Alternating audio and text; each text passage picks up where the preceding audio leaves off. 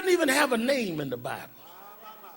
He never was given much profile. There's no biographical sketch. But I meet him on the day of the crucifixion. He's hanging on the right hand of Jesus. You got to get the picture now. Jesus had been pierced in the side and crowned with thorns and blood everywhere. He'd been condemned. His disciples betrayed him. Everyone gone. Even Mary was taken away. And as he laid there somewhere between life and death, between two thieves, humiliated, discredited, torn down, here's the King of righteousness laying between two thieves. The one on the left still trying the easy way out, still trying to figure out what angle he could get, still trying to make excuses and trying to cut a corner. He said, if you really the Son of God, why don't you step down and save yourself and take us with you? But then my hero spoke up. The other dying thief. He said, ain't no use in me making excuses. I'm dying for what I did. I ain't got much time left. My feet are already cold. I can feel the blood draining up to a closure in my body. Won't be long for my heart to give out. Won't be long for my tongue cleaves to the roof of my mouth. I just want to ask one question.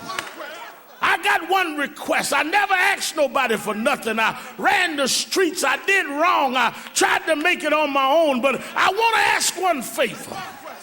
When you come in your kingdom, I don't deserve it. I've never earned it. I never did anything that anybody should respect. But when you come in your kingdom, would you remember me? And the Bible tells me Jesus never promised no bishop nothing. He never promised the head of the missionary board nothing. He never promised those sitting high in the temple nothing. He looked at a dying thief and said, this is why I came, because today, I don't care who you was yesterday. Today, I don't care what mistakes you made. Today, I don't care how low down you were. Today, you shall be with me in paradise.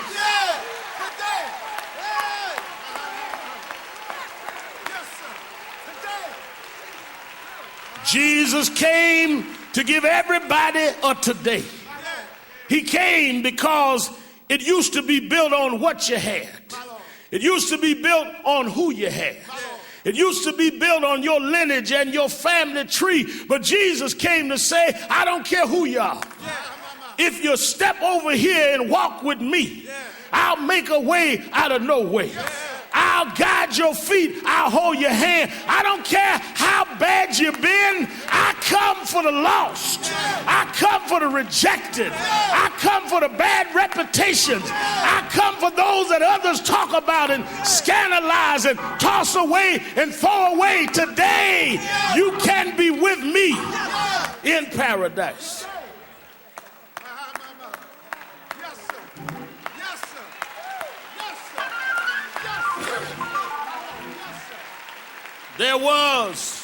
There was about 3 years ago a debate in the Catholic Church over sainthood.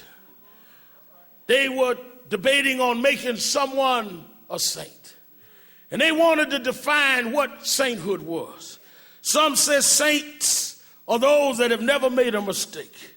Their feet never erred from the road of righteousness. Somebody else said saints are those that confound the most noblest of ideas. Somebody else said saints are those that understand the difficult nature of theology and philosophy combined. But you know, Brother Browning, I never bought those definitions. The best definition I ever heard of a saint came from a songwriter in New York, where I come from, named Donnie McClurkin. Donnie said, we fall down, but we get up. We fall down, but we get up. He said, because a saint is just a sinner that falls down, but the story don't end there. You get back up. I want you to know today, you don't know how strong you are till you've been down. You don't know how much faith you got till you've been down. You don't know that God can deliver you till you've been down. But when you've been down, when it seems like it's all over, when it looks like you can't make it, and God lifts you up anyhow, we fall down. But that's why Jesus came. He came for those down to say you can get back up again. You know, I like to tell the story. When I was a little boy, I used to like to run around with Muhammad Ali. And Ali, I was asking him one day, Reverend Browning, I said, Ali, when did you know you were the greatest? He said, well, Sharpton, I thought I was the greatest when I beat Sonny Liston. But that didn't prove that I was good, but I wasn't great yet. He said, then I thought I was great when I came and won the title back. 3 o'clock in the morning in Zaire, I knocked out George Foreman, but I wasn't great yet. He said, but one day I went after winning the title again. I walked in the stadium that were cheering my name, Ali, Ali. All the stars were ringside. Diana Ross, everybody was screaming, Ali. The photographers and reporters were flashing the bulbs, and I got in a ring, and a boy no one ever heard of, Ken Norton, reached back and he broke my jaw, and I started going down. The same crowd that was cheering me began jeering me. The people that were there for me started laughing at me. The photographers were taking pictures of me going down. Even the folk in my corner that I took care of and I paid their family's mortgage notes, they were ready to throw in the towel. But as I laid there, with everybody ridiculing me, saying my career was over, I laid there in disgrace and in humiliation. It seemed like the end of the world, but before they could count me out, my legs started moving. My knees got a little stronger, and I got on up off that mat. That's when I knew I was great. You ain't great till you've been knocked out. You ain't great till you've been knocked out. Till your feet been taken from you, till everything you stood on is removed, when you're flat on your back, when you think it's over, and then Jesus steps in and gets you back up again. We fall down, but we get up. Yes, yes. Somebody say, how you learn that, Sharpton? Well, I didn't learn that in seminary. I learned that growing up in the hood. You know, I grew up in the projects on welfare. Daddy left when we were 10 years old. In them days, we used to stand in line to get the welfare peanut butter in the little tin jars and the welfare cheese in the long box. They used to send a welfare lady around the house every month to check out Mama's house. I remember Sister Brown, and I was about 11 years old when the lady came by to check out Mama's house. She walked all over our little apartment. When she got back to the front door, she said, Miss Sharpton, I don't understand how you keep so much food in the refrigerator, how you keep the house so clean. You must be hiding a man in here. I got a little angry, but Mama made me keep quiet. But after the welfare lady left, Mama said, don't be angry, cause the woman is right. I know a man. I know a man. I know a man from Galilee. If you're in sin, he'll set you free. I wonder, do you know him? Do you know him? Do you know him? He walks with me. He talks with me. He tells me that I'm his own.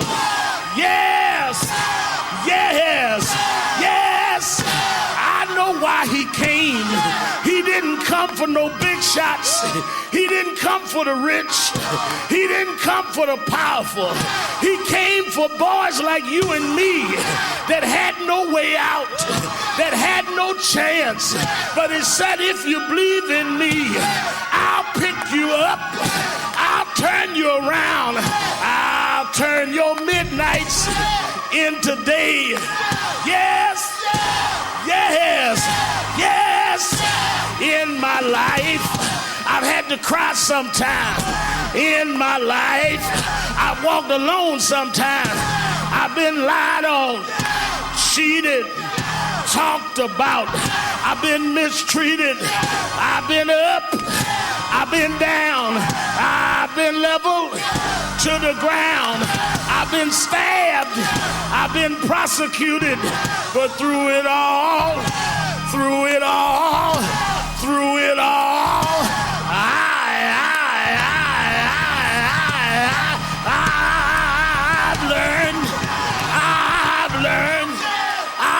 learned to trust in Jesus. I've learned to trust in God. Through it all, I've learned to depend on His word. He'll make a way. He'll make a way. He'll make a way. Yes, He will. Yes, He will. Yes, yes, yes, yes. You know it get dangerous out here. Sometimes they lie on you. Sometimes they plot on you. I know Brother Tony sometimes gets a little worried about me. He'll check with Eddie to see if I'm all right. But don't worry, Brother Tony. Though the storms keep on raging in my life, and sometimes it's hard to tell the midnight from the day, I keep my eyes on that place He has prepared for you and me. So even if the storms keep raging, even if the wind keep blowing in my life, don't worry about Sharpton. My soul is anchored in the Lord. My soul is anchored in the Lord. Yes, yes, yes, yes, yes, yes. When I came in this morning, I heard the choir singing. I heard Brother Cage's songs. I wish I could sing like that, but God didn't give me that gift. But sometimes in the midnight hours, after the kids gone to sleep, after my telephone stopped ringing, I go in my living room all by myself and I sing my song. I can't sing for 11 o'clock worship. I can't sing for no men's observation, but I sing because I'm happy. I sing because I'm free. His eyes, His eyes, His eyes is on the sparrow.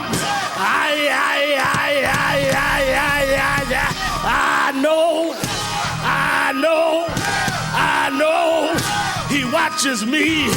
Yes, yes,